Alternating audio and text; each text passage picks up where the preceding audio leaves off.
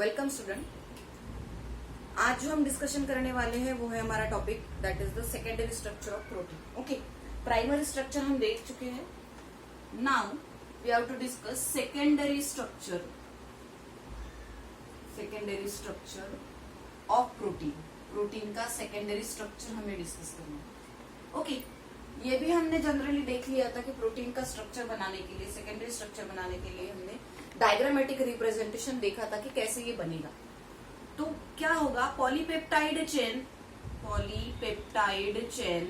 क्या होगी, फोल्ड होगी। पॉलीपेप्टाइड चेन फॉर्म दी स्पाइरल हेलिक्स और फोल्ड। क्या करेगी पॉलीपेप्टाइड चेन, एक spiral helix like structure formation करेगी जिसे हम फोल्ड भी बोलेंगे। ओके, वहां पे हमने देखा था alpha helix and beta helix. ये हमें मुझे बताने की जरूरत नहीं है फिर से। यहाँ पे हमने ऐसे स्ट्रक्चर बनते हुए देखा था जहां पे ये फोल्ड हो चुकी है। जो लीनियर अरेंजमेंट रहती है प्रोटीन की, जो अमीनो एसिड से बन रहे हैं, ये क्या हुए यहाँ पे फोल्ड हो गए। फोल्ड होने के बाद में ये जो अरेंजमेंट है, it is called as a spiral helix arrangement and it is again called as a secondary protein. इसे हम बोलेंगे सेकेंडरी प्रोटीन। ओके, अब ये जो सेकेंडरी प्रोटीन है जिसके बारे में हमने देखा था कि हाइड्रोजन बॉन्ड से कनेक्ट होते हैं, these are connected with a hydrogen bond. क्या प्रेजेंट है यहाँ पे, हाइड्रोजन बॉन्ड क्या कर रहा है, इनको कनेक्ट कर रहा है। इसी में काम हम लोगों ने सेकेंड पोर्शन देखना है, वो है प्लिएटेड प्रोटीन। क्या है वो, प्लिएटेड प्रोटीन। क्या होगा प्लिएटेड प्रोटीन में, ये मैं डिटेल में आपको समझा चुकी हूँ। अल्फा हेलिक्स और बीटा हेलिक्स किसे बोलते हैं। नाउ अब हम डिस्कस करेंगे प्लिएटेड प्रोटीन। प्लिएटेड प्रोटीन किसे बोला है बच्चों हमने, when two or more polypeptide chain are linked together. When two or more polypeptide chain क्या होगी, लिंक टुगेदर। किसके हेल्प से, with the help of, by the intermolecular hydrogen bond. इसे कौन ज्वाइन करेगा, intermolecular hydrogen bond join करेगा। मतलब देखो, जैसे शीट हमारी बन रही थी, ये नॉर्मल लीनियर अरेंजमेंट है, मैंने इससे पहले बोला था, और यहाँ पे दिखाया था हमने कि this kind of structure is present. मतलब जो पॉलीपेप्टाइड चेन है, मेनी पॉलीपेप्टाइड चेन यहाँ पे आके कनेक्ट होगी, एक से ज्यादा पॉलीपेप्टाइड चेन यहाँ पे आके कनेक्ट होगी। इसके बाद में फिर से ऐसे स्ट्रक्चर बनेगा। ओके, इसके बाद में फिर यहाँ पे एक ब्रॉड स्ट्रक्चर, मतलब फिर पॉलीपेप्टाइड चेन जाके कंबाइन हो जाएगी। ओके, यहाँ पे फिर से एक मोटा स्ट्रक्चर, प्लिएटेड स्ट्रेट, जिसे प्लिएटेड शीट हम बोल रहे हैं, ऐसा स्ट्रक्चर फॉर्मेशन होगा। फिर से ऐसा नॉर्मल लीनियर, फिर से यहाँ पे आपको क्या नजर आएगा, यहाँ पे again two or more polypeptide chain get combine with intermolecular hydrogen bond. किसके हेल्प से, हाइड्रोजन बॉन्ड से। तो इसे हम बोलेंगे प्लिएटेड शीट। क्या बोल रहे हैं हम इसे, it is called as a pleated sheet, जहां पे ये जो लीनियर अरेंजमेंट रहने वाली प्रोटीन चेन है, ये कंबाइन हो चुकी है यहाँ पे। Okay, they get combine in single portion and formation a thicker region. उस थिकर रीजन को हम बोल रहे हैं प्लिएटेड शीट। उस थिकर रीजन को हम क्या बोलेंगे, प्लिएटेड शीट। एग्जाम्पल क्या देखा था बच्चों हमने इसका, एग्जाम्पल क्या है देख लो। Example is keratin. एग्जाम्पल क्या है, केराटिन देखा था। सेकेंड एग्जाम्पल हमने लास्ट टाइम क्या देखा था, इसका बताओ जल्दी। लास्ट टाइम जो एग्जाम्पल देखा था बताओ, वो था, yes, which one is the, याद करो उसको, it is the silk fibre. Silk fibre में प्रेजेंट रहने वाला प्रोटीन जिसे हम प्लिएटेड प्रोटीन बोलते हैं। ओके, सिल्क फाइबर में प्रेजेंट रहने वाला protein, that is the pleated protein. Keratin कहाँ पे फाउंड होगा बच्चों, keratin found in hairs and nails. कहाँ फाउंड होगा ये, हमारे हेयर्स, बालों में, और नेल्स में आपको केराटिन प्रोटीन मिलता है। केराटिन बोलो या फिर सिल्क फाइबर बोलो, all are the secondary proteins. ये सारे के सारे क्या है, सेकेंडरी प्रोटीन्स है। ओके, तो हमने देख लिया कि प्राइमरी कैसा बना, सेकेंडरी कैसे बना हमने देख लिया. Now we have to discuss about the tertiary protein कि टर्शरी प्रोटीन कैसे बनेगा. ओके, टर्शरी प्रोटीन को बनाने के लिए अब क्या करना पड़ेगा, हमने डायग्रामेटिकली उसको डिस्कस कर लिया है. We already discuss about the tertiary protein in a diagrammatic manner. Okay, अब हमें देखना है कि टेक्निकली उसको क्या किया जाता है जो टर्शरी स्ट्रक्चर बनता है. So now next one is a tertiary structure. Next one is a tertiary structure. क्या किया जाएगा टर्शरी स्ट्रक्चर में कि जो प्रोटीन्स होते हैं, प्रोटीन्स जो होते हैं they get again more folded. वो कैसे हो जाएंगे, they form a more loop and folded structure. Formation of more loop and folded structure. तो हम डायग्रामेटिकली अगर हमें निकालना हो तो हम कैसे निकालेंगे इसको, like this. This is one the tertiary structure. मतलब ये प्रोटीन की किस तरीके की अरेंजमेंट है, इन्हें हम प्रोटीन स्ट्रक्चर बोला जाता है, लेकिन किस तरीके की अरेंजमेंट है, it is a tertiary structure. Okay, मतलब जो फोल्ड थी, जो पहली फोल्ड सेकेंडरी में बनी थी, ये और ज्यादा लूप्ड और फोल्डेड फॉर्म में तैयार होगी और इसे हमने नाम दे दिया टर्शरी स्ट्रक्चर. अब टर्शरी स्ट्रक्चर में जो बनने वाले प्रोटीन्स है वो प्रोटीन कैसे रहेगा बच्चों, टर्शरी स्ट्रक्चर में जो बनने वाले प्रोटीन्स है obviously they are larger in size. Proteins are larger in size. Size कैसी होगी उनकी, बड़ी साइज होगी. Okay, so they are larger in size. उसके बाद में अगर हमें एग्जाम्पल लेना पड़े तो आपके बुक में आपको दिया है मायोग्लोबिन एंड सम एंजाइम्स. क्यों, क्योंकि आप लोगों को पता होगा कि some proteins are act like enzymes. Some proteins are act like enzymes. मतलब कुछ प्रोटीन एंजाइम की एक्टिविटी भी कैरी आउट करते हैं. क्या काम होता है एंजाइम्स का, it initiate and accelerate the reaction. Reaction को इनिशिएट कराना और एक्सेलरेट कराने का काम होता है एंजाइम्स का. जो कुछ प्रोटीन्स होते हैं जैसे टर्शरी प्रोटीन्स है, tertiary proteins are act like a enzymes. Okay, myoglobin ये भी एक प्रोटीन है जो हमारे मसल्स में फाउंड होता है. Myoglobin is found in a muscles. कहाँ फाउंड होगा, मसल्स में फाउंड होगा. तो इसे हम बोलेंगे टर्शरी स्ट्रक्चर. ये हमने डायग्रामेटिकली देख लिया था. उसके बाद में लास्ट हमारा कौन सा स्ट्रक्चर है प्रोटीन का, that is the quaternary structure. Quaternary structure. क्या किया जाएगा क्वाटरनरी स्ट्रक्चर में, बताओ क्या देखा था हमने क्वाटरनरी स्ट्रक्चर के बारे में, क्या डिस्कस किया था कि when protein are held together by again structure of units or again but there is a formation of globule. Okay, in case of a quaternary structure, formation of globule of polypeptide chain. polypeptide chain क्या किया जाएगा यहाँ पे, polypeptide chain के globules formation होगी. जैसे हमने यहाँ पे देखा है कि फोल्डेड लूप फॉर्मेशन हुआ है, वैसे ही क्वाटरनरी स्ट्रक्चर में क्या किया जाएगा बच्चों, देखो जैसे फ्लैप है, दिस वन, ये बन गया एक ग्लोबुल. उसके बाद में second one, okay, this one the second, this one, this kind of arrangement it is called as a globule.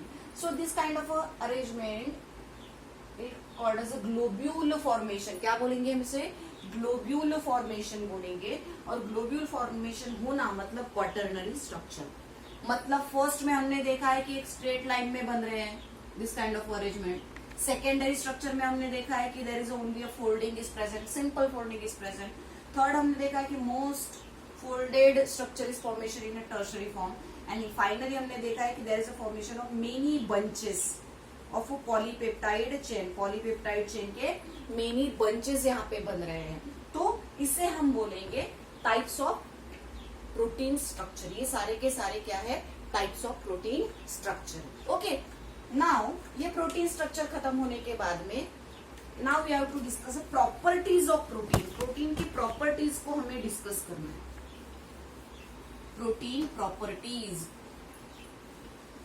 चलो बताओ कि प्रोटीन का क्या काम है। एक तो आप लोगों को पता है कि प्रोटीन बन रहा है, किससे बन रहा है, किसके हेल्प से बन रहा है। तो अमीनो एसिड जब कंबाइन होते हैं, when amino acids are combined and then there is a formation of proteins, क्या बनेगा वहां पे, प्रोटीन बनेगा। Okay, so many amino acid get combined and formation of a protein, ये हमने देखा है। हमें ये भी पता है कि 20 basic amino acids are participate in the process of protein synthesis. जो 20 मेन बेसिक अमीनो एसिड्स है वो प्रोटीन सिंथेसिस के प्रोसेस में पार्टिसिपेट कर रहे हैं। लेकिन उससे ज्यादा मतलब एनवायरमेंट में 300 different type of protein present होते हैं। क्या प्रेजेंट होते हैं, 300 different type of protein present होते हैं। लेकिन इन 300 में से सिर्फ 20 ही अमीनो एसिड जो है प्रोटीन सिंथेसिस में पार्टिसिपेट करेंगे।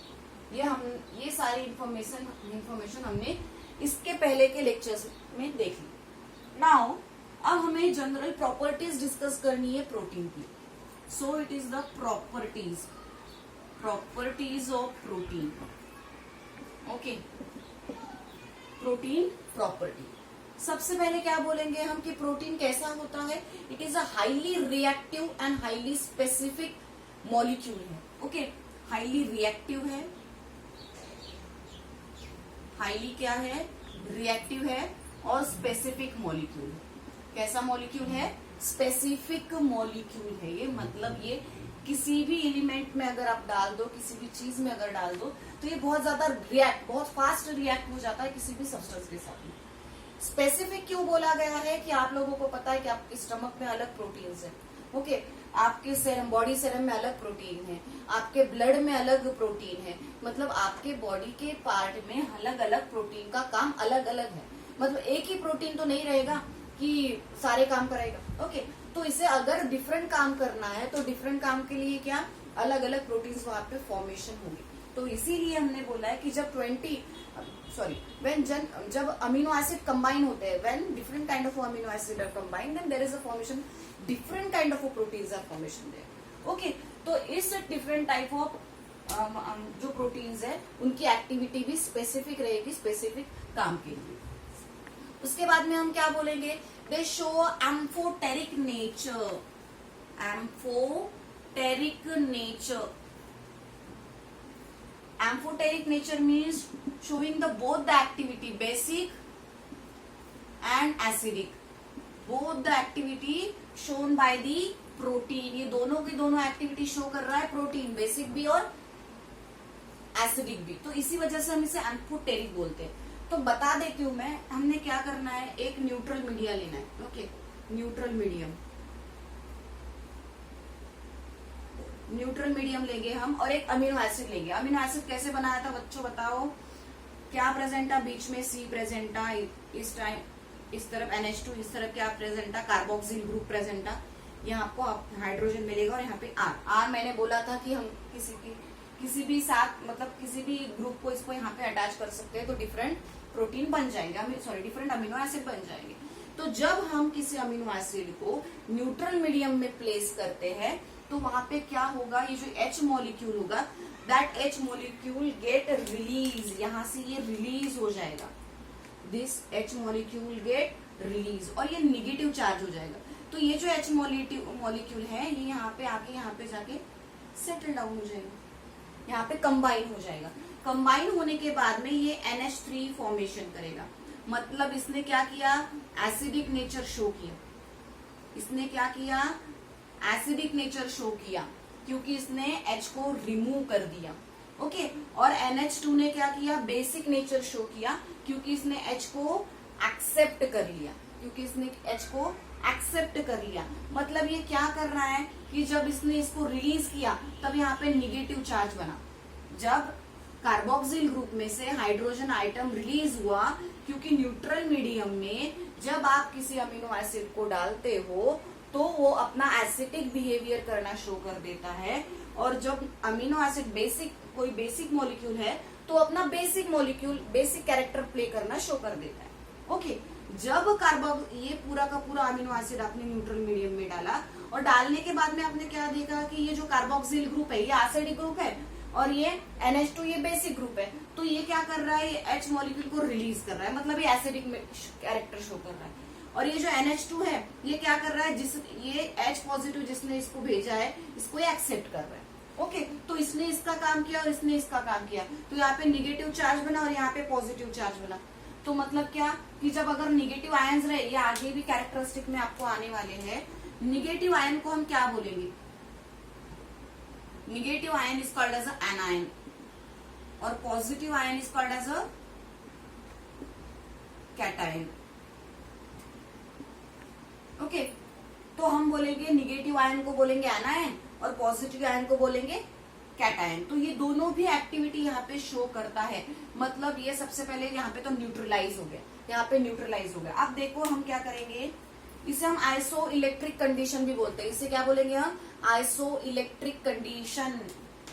This condition is called as a isoelectric condition. क्यों बोलेंगे हम इसे isoelectric condition, because both the positive and negative charge get equal. दोनों भी पॉजिटिव और निगेटिव चार्ज क्या हुए, इक्वल हुए। एक यहाँ पे माइनस बना या एक यहाँ पे प्लस बना, तो दोनों भी इक्वल एनायन कैटायन बने, तो इसलिए हम इसे बोलेंगे आइसो इलेक्ट्रिक कंडीशन। ओके, और इसे यहाँ पे जो आयंस बनते हैं ना उसे बोला जाता है ज्विटर आयन। ज्विटर आयन, जो आयन यहाँ पे रिलीज हुए बने हैं उसे बोलेंगे हम ज्विटर आयन। तो ये न्यूट्रल मीडियम में डालने के बाद हुआ। अब इसी अमोनिया को हम एसिडिक मीडियम में डालेंगे। ओके, ये है एसिडिक मीडियम, ये क्या है, एसिडिक मीडियम है। चलो बनाओ, यहाँ पे कैसे बनाएंगे हम अमोनिया, यहाँ पे क्या बनेगा बच्चों, NH2, यहाँ पे क्या लगाएंगे हम COOH, यहाँ पे क्या H और यहाँ पे क्या R। अब हमने इसको एसिडिक, अमोनिया को हमने एसिडिक मीडियम में डाल दिया। अब एसिडिक मीडियम का काम होता है, एसिडिक मीडियम में बहुत सारे H पॉजिटिव आयंस प्रेजेंट होते हैं। एसिडिक मीडियम का मतलब है कि बहुत सारे H पॉजिटिव आयन उसमें प्रेजेंट है ना, तो इस एसिडिक मीडियम में ऑब्वियसली बहुत सारे H पॉजिटिव यहाँ पे प्रेजेंट है, बहुत सारे। अभी मैं रेड से डिनोट करती हूँ तो कंफ्यूजन नहीं होगा। ओके, सो अब यहाँ पे क्या, बहुत सारे H पॉजिटिव आयन घूम रहे हैं क्योंकि ये एसिडिक मीडियम है, क्योंकि ये सारे क्या है, एसिडिक मीडियम है। तो यहाँ पे पहले ही H पॉजिटिव यहाँ पे घूम रहा है, तो ये अपना H पॉजिटिव रिलीज नहीं कर पा रहा है। COOH ग्रुप अपना H पॉजिटिव आयोन नहीं डिनोट कर पा रहा है, सॉरी नहीं डोनेट कर पा रहा है। इसके वजह से क्या होगा कि ये अपनी एसिडिटी नहीं शो कर पाएगा, ये अपनी एसिडिटी नहीं शो कर पाएगा। लेकिन ये जो NH2 मॉलिक्यूल है ये क्या करेगा, इसको गेन कर लेगा। H पॉजिटिव आयन जो एनवायरमेंट में उस मॉलिक्यूल, उस आजू बाजू में, उसके आजू बाजू में घूम रहे हैं, क्योंकि एसिडिक मीडियम है, तो एसिडिक मीडियम में H पॉजिटिव आयन प्रेजेंट रहते हैं। तो ये जो H पॉजिटिव आयन है इसके साथ में ये NH2 कंबाइन हो जाएगा और यहाँ पे क्या बनेगा बच्चों, NH3 बनेगा। तो ये कौन सा नेचर शो करेगा, बेसिक। कौन सी एक्टिविटी शो की इसने, बेसिक। एसिडिक की क्या, नहीं, क्योंकि अगर एसिडिक कब करता, जब ये H पॉजिटिव को खुद से अलग कर देता। लेकिन आजू बाजू में इसके सराउंडिंग में ऑलरेडी H पॉजिटिव आयन बहुत ज्यादा अमाउंट में प्रेजेंट है, तो इसके वजह से COOH मॉलिक्यूल अपना H पॉजिटिव डोनेट नहीं कर पा रहा है, इसके वजह से वो अपना एसिडिक नेचर नहीं शो कर पा रहा है। तो इसे मतलब ये एसिडिक मीडियम में कैसे बिहेव करेगा, बेसिक बिहेव करेगा। कैसे बिहेव करेगा, बेसिक बिहेव करेगा। अब इसी अमीनो एसिड को हम डालेंगे बेसिक मीडियम में डालेंगे। चलो ओके, अब हम इसे क्या करेंगे, बेसिक मीडियम में डालेंगे। बेसिक मीडियम में डालने के बाद में क्या होगा, देखो फिर से बनाओ अमोनो एसिड, अमीनो एसिड कैसे बनाना पढ़ाया मैंने आप लोगों को। NH2, यहाँ पे COOH, यहाँ पे H और यहाँ पे R मतलब कोई भी ग्रुप लगा के अलग अलग मॉलिक्यूल्स अमीनो एसिड वहां पे बनेंगे। ओके, चलो अब यहाँ पे बेसिक मीडियम है। बेसिक मीडियम का मतलब क्या कि एनवायरमेंट में बहुत ज्यादा OH निगेटिव मॉलिक्यूल प्रेजेंट रहना। कौन सा, OH negative, OH negative, OH negative, OH negative, यहाँ पे ऐसे घूम रहे हैं क्योंकि बेसिक है ना, बेसिक में OH निगेटिव मॉलिक्यूल बहुत सारे रहते हैं। ठीक है, अब यहाँ पे क्या होगा, ये जो H मॉलिक्यूल है ये H मॉलिक्यूल कंबाइन हो जाएगा। OH निगेटिव के साथ में, H मॉलिक्यूल कंबाइन हो जाएगा OH निगेटिव के साथ में, तो यहाँ पे क्या बन जाएगा बच्चों, there is a formation of H2O, water molecule बन जाएगा, there is a formation of water molecule. लेकिन ये जो बेसिक है ग्रुप NH2, ये अपने OH को रिलीज नहीं कर पाएगा, क्योंकि बेसिक का काम क्या होता है, बेसिक मॉलिक्यूल का काम क्या होता है, एक तो वो H पॉजिटिव को गेन करेगा, लेके जाएगा, या फिर ये बेसिक क्या करेगा, OH निगेटिव को रिलीज करेगा। मतलब H पॉजिटिव लेना और OH को रिलीज करना, ये बेसिक का काम होता है। और एसिडिक का क्या काम होगा, एसिडिक का क्या काम होगा बताओ, एसिड किसे एक्सेप्ट करेगा, OH को एक्सेप्ट करेगा, मतलब ये ऐसे एरो दिखाएंगे, OH को एक्सेप्ट करेगा और किसे रिलीज करेगा, H को रिलीज करेगा, ये काम है इसका। अब यहाँ पे देखो, ये OH निगेटिव पहले ही मॉलिक्यूल इतने सारे यहाँ पे प्रेजेंट है, तो ये अपना बेसिक बिहेवियर नहीं शो कर पा रहा है, वो OH निगेटिव को नहीं रिलीज कर पा रहा है, क्योंकि ऑलरेडी बहुत ज्यादा यहाँ पे प्रेजेंट है, तो उसे जगह नहीं है OH को रिलीज करने के लिए। लेकिन ये COOH के आजू बाजू में जो OH घूम रहे थे, उसमें से क्या किया इसने, अपने H को इस OH के साथ कंबाइन किया, and then there is a formation of H2O molecule. तो इसने कौन सा में नेचर शो किया, अपना एसिडिक नेचर शो किया। कौन सा नेचर शो किया, अपना एसिडिक नेचर शो किया। और फिर इसका मतलब होता है कि बेसिक मीडियम में ये एसिडिक नेचर शो करता है, बेसिक मीडियम में क्या करेगा, एसिडिक नेचर शो करेगा। तो इसे मतलब ये both the nature are showing in a same condition different medium. Okay, so it is called as amphoteric nature. उसे हम क्या बोलेंगे, एम्फोटेरिक इन नेचर। क्या बोलेंगे हम, एम्फोटेरिक इन नेचर। और बेसिक मीडियम में, अगर बेसिक मतलब 7.4 में ये एसिडिक बिहेवियर अपना शो कर रहा है, एसिडिक बिहेवियर ये क्या कर रहा है, शो कर रहा है। Is it clear? ओके, तो ये सारी चीजें होती है, ये सारी प्रॉपर्टीज है किसकी, all these are the properties of protein. ये सारी की सारी प्रॉपर्टीज है प्रोटीन की। प्रोटीन के बारे में हम क्या बोलेंगे, अगर ये एसिडिक मीडियम शो कर रहा होगा तो हम उसे बोलेंगे acidic protein. If it shows the acidic nature then it is called as a acidic protein. अगर ये क्या करेगा, एसिडिक नेचर शो करेगा तो उसे हम बोलेंगे एसिडिक प्रोटीन। अगर वो बेसिक नेचर शो करेगा तो उसे हम बोलेंगे बेसिक प्रोटीन। ओके, आपके टेक्स्ट बुक में ये सारी इंफॉर्मेशन प्रोवाइड की है। मोस्ट ऑफ द टाइम जो ब्लड में होते हैं वो ब्लड में एसिडिक प्रोटीन आपको नजर आते हैं। इन केस ऑफ ब्लड में कौन से नेचर के प्रोटीन आपको नजर आएंगे, एसिडिक प्रोटीन ज्यादा से ज्यादा नजर आते हैं, एसिडिक प्रोटीन ज्यादा से ज्यादा नजर आते हैं। आपको आपके बुक में कुछ amino acid, basic amino acid का एग्जाम्पल दिया है, जैसे लिसाइन और अर्जिनाइन। लिसाइन और अर्जिनाइन, ये लिसाइन और अर्जिनाइन